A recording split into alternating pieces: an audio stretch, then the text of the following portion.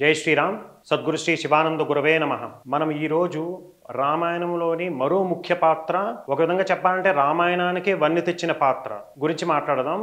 భరతుడు, రాముడి యొక్క తమ్ముడు, ఇంకొక తమ్ముడు భరతుడు గురించి మనం వాల్మీకి మహర్షి కానీ లేకపోతే గోస్వామి తులసీదాస్ మహారాజ్ గారు కానీ చాలా గొప్పగా చెప్పారు. రాముడి గురించి ఎంత గొప్పగా చెప్పారో అంతే గొప్పగా భరతుడిని కూడా గురించి కూడా అంత గొప్పగా చెప్పారు. రాముడు ధర్మస్వరూపుడని అందరికీ తెలుసును, మనం మహాత్ములు అందరూ చెప్పారు. అదేవిధంగా రాముడు ఎంత ధర్మాత్ముడో భరతుడు కూడా అంతే ధర్మాత్ముడు అని చెప్పారు. సో అంతేకాకుండా వశిష్ఠ మహర్షి తనకి పేరు పెట్టడంలో ఉన్న ఒక చమత్కారం కూడా చెప్పారు.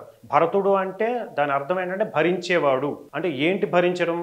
రామాయణం చదివిన తర్వాత మనకి తెలుస్తుంది ఏంటంటే ఏంటి భరించాడు. ఇప్పుడు కైకేయి మాత వరాలు అడిగింది, రాముడు వనవాసానికి వెళ్ళిపోయాడు. వచ్చిన తర్వాత అయోధ్య ప్రజలు సర్వం అందరూ మొత్తం ప్రపంచం అంతా ఏమనుకున్నారు, కైకేయి మాత గురించి తను చెడ్డది, ఇలాగా తన కొడుకుని రాజు చేయడానికి ఒక కుట్ర చేసింది అన్నారు. సో ఆ యొక్క నెగిటివిటీ అంతా, సో భరతుడు కూడా ఆటోమేటికల్లీ ఒక కైకేయి కడుపు పుట్టాడు కాబట్టి భరతుడు కూడా అలాంటి వాడే అనే దీంట్లోనే అందరూ అనుకున్నారు. సో అలాంటి ఒక తను చెయ్యని ఒక తప్పుని కంప్లీట్లీ తను భరించాడు. సో భరించాడు, అంతేకాకుండా ఆ negativity, what ever the negativity మొత్తం అంతాను భరించాడు. భరించినా కూడా తను ఎక్కడ 1% కూడా నేను రాజుని అవ్వాలి, అయితే బాగుంటుంది అని ఎప్పుడూ అనుకోలేదు. రాముడు అన్నాడు, వశిష్ఠ మహర్షి అన్నారు, సర్వం తర్వాత ఒక పాయింట్కి వచ్చిన తర్వాత మొత్తం మంత్రులు, వశిష్ఠ మహర్షి, జనకుడు, అందరూ, అయోధ్య ప్రజలు, చివరికి రాముడు కూడాను. ఇప్పుడు తండ్రి మాట వచ్చి నేను అడవులకు వచ్చాను, తండ్రి మాట పరంగా నువ్వు సింహాసనం అధిష్ఠించాలి అని చెప్పినా కూడా నేను రాముడి జస్ట్ సేవకుణ్ణే. లక్ష్మణుడు ఎలాగా అనుకున్నాడు, భరతుడు కూడా నేను సేవకుణ్ణే అని అనుకున్నాడు. లక్ష్మణుడి కన్నా ఒక మెట్టు ఒక విధంగా ఎక్కువగానే చెప్పుకోవచ్చు భరతుడి గురించి. ఎందుకంటే తనకి ఆఫర్ కూడా వచ్చింది, సింహాసనం తీసుకునే ఆఫర్ వచ్చింది. అయినా కూడా తను ఎక్కడ తొందరపడకుండా అసలు ఆ థాట్లోనే లేకుండా నేను ఓన్లీ రాముడి యొక్క పాదాలనే పట్టుకొని రాముడి యొక్క పాదుకులే నాకన్నా గొప్పవి అని ఆ పాదుకల్ని సింహాసనం మీద పెట్టి తను ఒక సేవకుడిగా రాజ్యపాలన చేయించాడు. సో అది భరతుడు. సో భరతుడిని గురించిన అందరికీ అసలు భరతుడు బెస్ట్ ఎగ్జాంపుల్. ఎవరికంటే ఇంకా కరెక్ట్ చెప్పాలంటే ఒక సామాన్యులు అయిన మనలాంటి వాళ్ళకన్నా కూడా ఒక పవర్లో ఉన్నవాళ్ళు, నాయకులు, రాజకీయ నాయకులు, అదేవిధంగా ఇలాంటి కార్పొరేట్ కంపెనీస్ సిఇఓలు, ఇలాంటి వెరీ ఇన్ఫ్లుయెన్షియల్ పదవుల్లో ఉన్న వాళ్ళు భరతుడిని ఆదర్శంగా తీసుకోవాలి. అంటే పవర్ వచ్చింది కదా అని, power is duty, it's a responsibility. మామూలుగా మనకి రాజకీయ నాయకులు జనరల్గా మనం చూసే 90% వాళ్ళు అనుకుంటారంటే పవర్ అనేది it's take it for granted తీసుకొని పవర్ మనకు వచ్చిందంటే అది మనకి హక్కు, ఇంకా మనకి మొత్తం అంతా మనదే అనే ఫీలింగ్లో ఉంటారు. సో అంతేగాని ఇది ఒక బాధ్యత, ఇది ఒక రెస్పాన్సిబిలిటీ అని భరతుడిలాగా భావించే వాళ్ళు చాలా అరుదుగా ఉంటారు.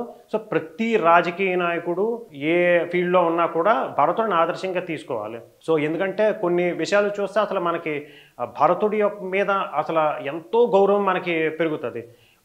ఒక విధంగా రాముడితో తను డిస్కషన్ పెడతాడు, అంటే ఒక విధంగా పోట్లాడతాడు అనుకోండి రాముడితో. ఆల్మోస్ట్ తను వనవాసానికి రాముడు వెళ్ళిపోయిన తర్వాత మొత్తం అయోధ్య ప్రజల్ని, తన మొత్తం ముగ్గురు తల్లుల్ని, మొత్తం మంత్రులని, వశిష్ఠ మహర్షిని, జనక మహారాజుని, మొత్తం అయోధ్య ప్రజల్ని అందరినీ పట్టుకొని వెళ్ళి రాముడిని నేను తెస్తాను అనుకొని వస్తాడు.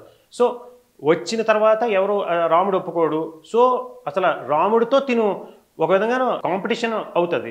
రాముడు ఒకవైపు, మిగతా వాళ్ళందరూ ఒకవైపు, భరతుడితో సహా భరతుడు వెనకాల మిగతా వాళ్ళందరూ కలిపితే రాముడితో ఒక డిస్కషన్, లైక్ ఒక చర్చా వేదిక లాగా, ఒక కాంపిటీషన్ లాగా అవుతుంది.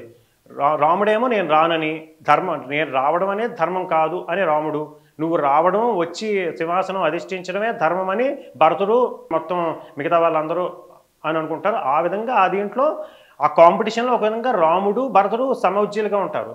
కానీ ఇంకా లాస్ట్లో ఏంటంటే రాముడు ఇంకా భరతుడిని, నువ్వు ధర్మాత్ముడివి, నువ్వు ప్రేమకి నువ్వు ఒక పీక్ పర్సనానిఫికేషన్ను, సో నేను చెప్తున్నాను, నువ్వు నా తమ్ముడుగా నేను చెప్పిందే నా ఆజ్ఞని శిరసావహించు అని రాముడు అలాగే చెప్పిన తర్వాత భరతుడు ఇంకా ఓకే, అట్లీస్ట్ కనీసం నువ్వు రాజువి, నీ తరపున నీ పాదుకలు ఇవ్వు, నీ పాదుకల రాజ్యం వెళతాయి ఈ 14 సంవత్సరాలు అని చెప్పి 14 సంవత్సరాల్లో తను కూడా రాముడిలాగా నారవస్త్రాలు ధరించి ఒక సన్యాసిలాగా, అది కూడా అయోధ్య నగరంలోకి అసలు ప్రవేశించాడు.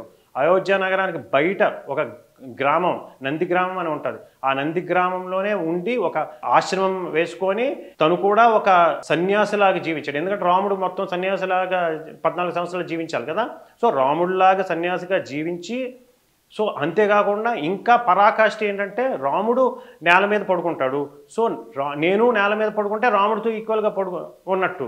సో నేల నుండి ఒక 6-8 ఫీట్ కిందకి తవ్వుకొని అది తన బెడ్డింగ్ లాగా చేసుకొని జీవనం 14 సంవత్సరాలు అలాగే బతికిన మహాత్ముడు. రామో విగ్రహం ధర్మ అని ఎలాగంటారో భరతుడు కూడా ఒక ధర్మస్వరూపుడని పెద్దలందరూ కీర్తించారు. సో ముఖ్యంగా మనం ఒక మెయిన్ పవర్ఫుల్ రోల్స్లో ఉన్న రాజకీయ నాయకులు భరతుడిని ఒక ఆదర్శంగా తీసుకొని పవర్ ఈజ్ ఎ రెస్పాన్సిబిలిటీ.